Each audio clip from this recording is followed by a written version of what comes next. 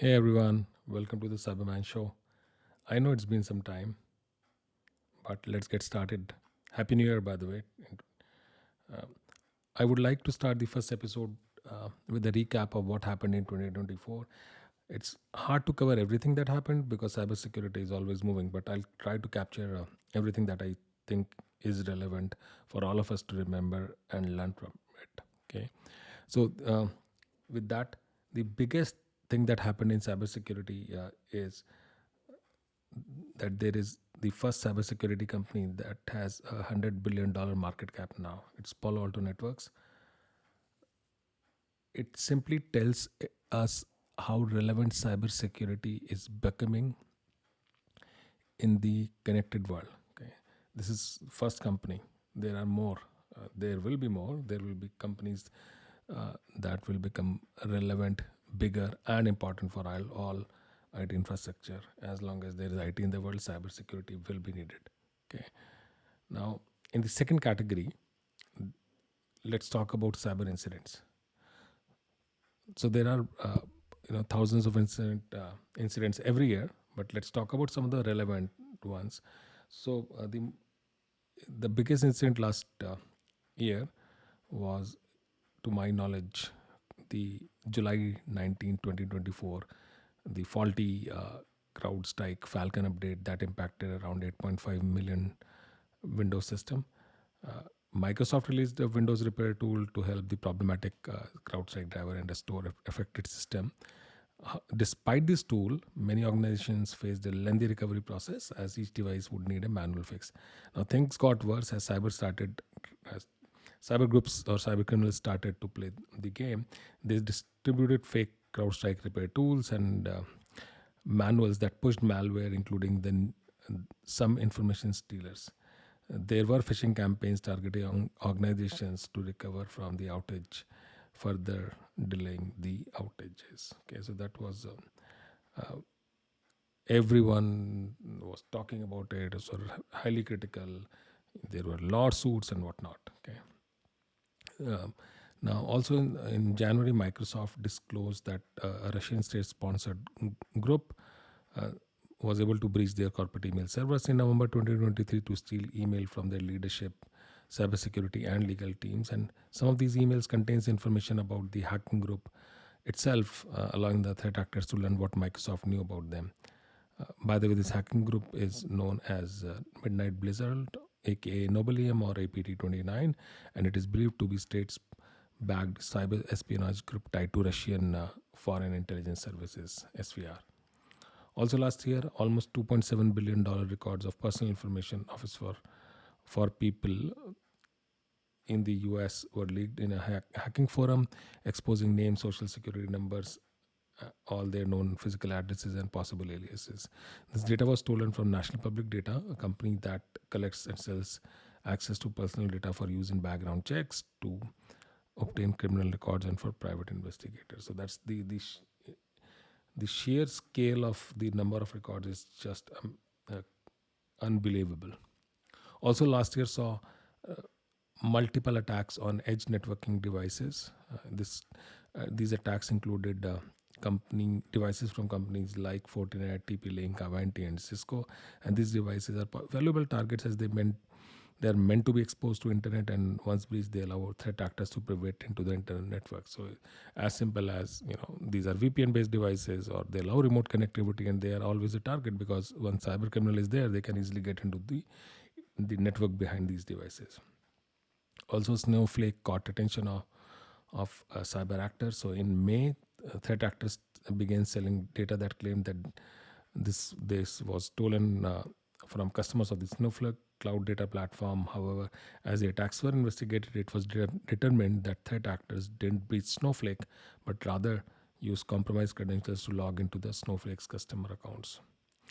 Also, it is believed that these were captured uh, using information stealing malware, and once the cyber criminals logged into the account, they were able to export the database and use them to extort companies into paying a ransom for data not to be publicly released.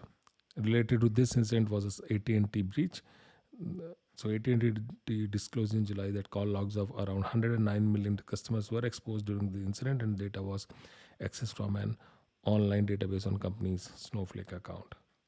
Also, what captured attention last year was the United Health change. United Health has a company called Change Healthcare.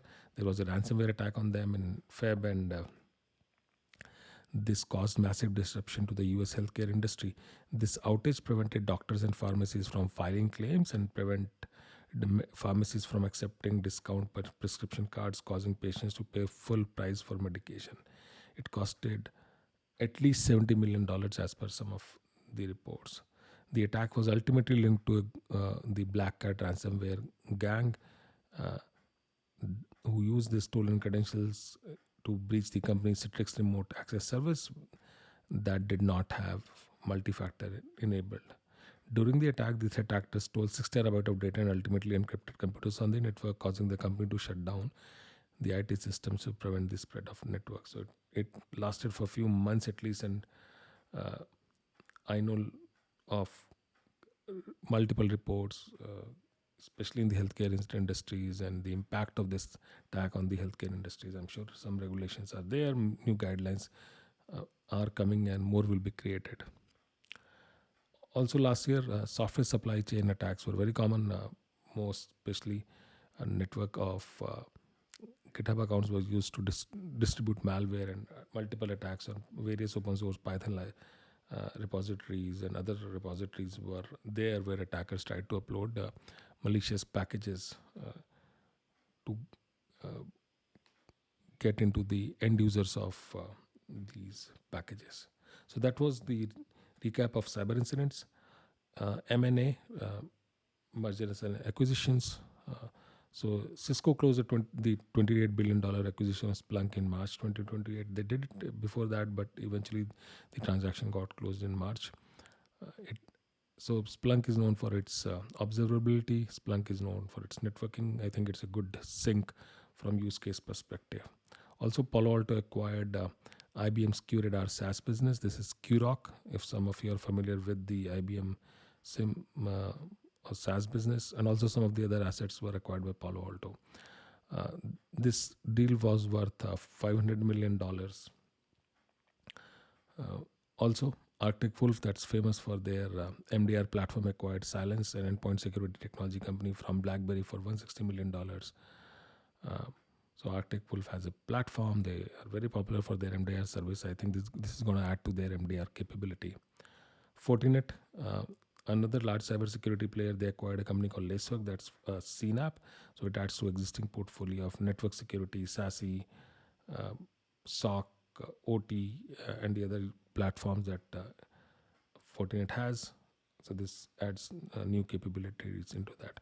There was a lot of back and forth on Lacework last year, valuation, the funding, their value, multiple efforts of companies trying to acquire them, and eventually Fortinet picked them. Also, Sophos acquired SecureWorks, very popular for their security services or other services, and it used to be part of Dell. Sophos announced this $850 million acquisition, and it adds to again Sophos capability on related products. So both Fortinet and Sophos added new monitoring capabilities, or at least the services. So Fortinet added product on CNAP, which was a missing component, and Sophos added MDR. Arctic Wolf, going back to Arctic Wolf has a very popular MDR service. They acquired a platform. So if you notice, large companies, they're trying to put pieces together, but if you do a high level framework, they are acquiring in the space of network security, cloud security, SOC operations, and MDR. Okay, so very hot space. Thoma Bravo acquired Darktrace for $5.3 billion. So Thoma Bravo is one of the largest cybersecurity portfolios in a private equity space, and they represent around, they have companies that represent around $53 billion in a total enterprise value. Also, MasterCard acquired Recorded Future, a threat intelligence platform company, in $2.6 million to add new capabilities on fraud detection sides. This one acquisition didn't make much sense to me. However, I'm sure there are people who know what's being done. I love the recorded feature platform. I've seen it multiple times, and again, no types, not just my personal view on this. Okay, so what Mastercard does is a different business. They definitely have fraud detection capabilities, at least in their own network. How recorded future is gonna add value to it is something that we'll see. Lastly, Arc acquired Venafi for $1.54 billion to build end-to-end machine identity solution across workloads, code applications, IoT, and containers. So that's a very interesting use case. I think this is going to help CyberArk because machine-to-machine identities are very critical, and as more devices are getting connected to internet.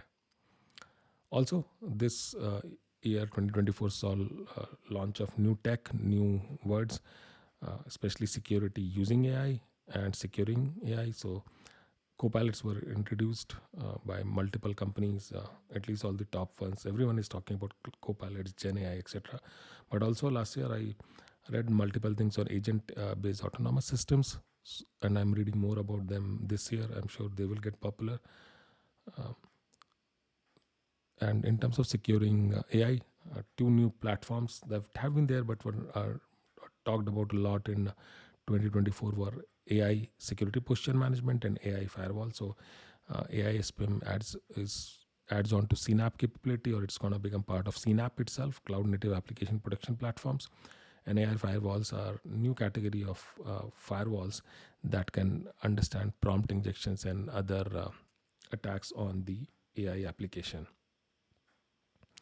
Also,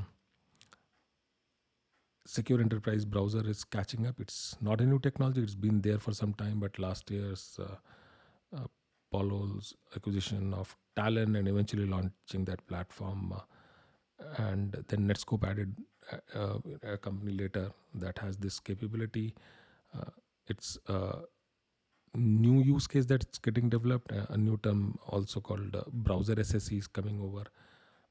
I believe in this technology. I did a podcast sometime in summer last year, so you can take a look at this, and I'm going to publish an update on this soon. Okay, so this is something very interesting in the network security space. Lastly, application detection and response platforms. So these platforms are emerging cybersecurity category that focuses on application visibility, protection, and response. So they are a new DR like EDR, MDR, NDR.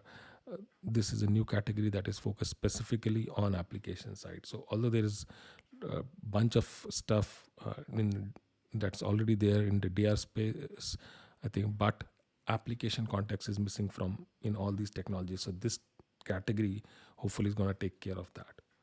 So keep learning. With that, thank you so much. Thanks for having a wonderful audience, and keep listening to this podcast. Share with your friends. Thank you so much. I'll see you next time.